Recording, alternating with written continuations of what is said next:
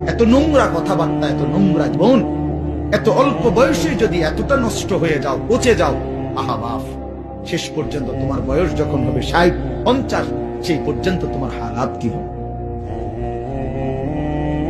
কি হালাত হবে? সন্ধ্যা না হইতেই যদি বিরিয়ানিটা পচে যায়, আর সেটা যদি পরের দিন দুপুর পর্যন্ত এখানে ঘরে থাকে, কি পরিমাণ দুর্গন্ধ চলে। পচা তো গেছে গতকাল সন্ধ্যাতে।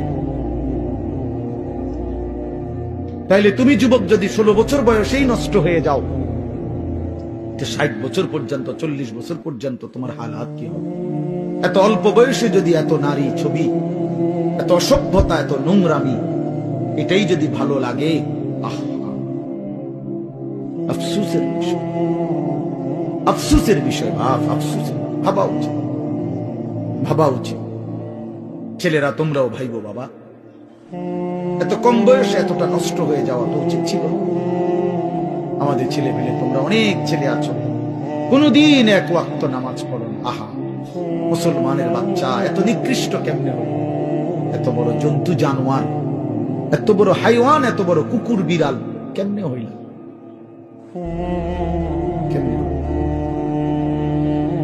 ওহ, কুরআনুল কারীমে আছে, আল্লাহ বলছে ওয়াত্তাবা হাওয়াহু ফামাসালুহু কামাসালিল কালব, মনের ইচ্ছা মতো যে চলে, তার মনে যা চায় তাই যে করে, আল্লাহ বলছে তার উদাহরণ কামাসালিল কালব, কুত্তার মতো। কিসের মতো? কালব অর্থ কি কোন? এদিকে ফিরে, কুত্তার মতো।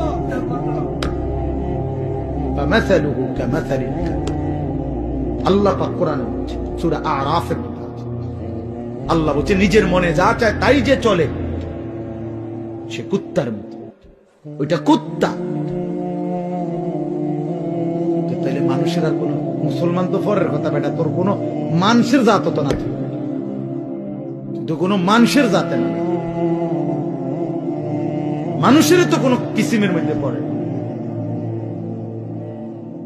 আল্লাহ কোরআনে বলছে ইন তাহমিল আলাইহি ইয়ালহাস আও তাতরুকহু ইয়ালহাস। আল্লাহ বলছে কুত্তার স্বভাব, তারে দৌড়ানি দিলেও জিহ্বা লম্বা করে হাঁফায়, ছাড়া দিল জিহ্বা লম্বা করে হাঁফায়। দেখছেন চাচা এরকম কুকুরে দেখেন দৌড়াইতে দৌড়াইতে জিহ্বা বাইর করে এমন করে, দাঁড়ানো থাকলো জিহ্বা লম্বা করে এমন করে হাঁফায়। কুত্তার স্বভাব, কুকুরের স্বভাব। আহ, ছি ছি ছি। এরপরেও যদি কারো লজ্জা না লাগে, হ্যাঁ, তাইলে তার কান্দে যদি একটা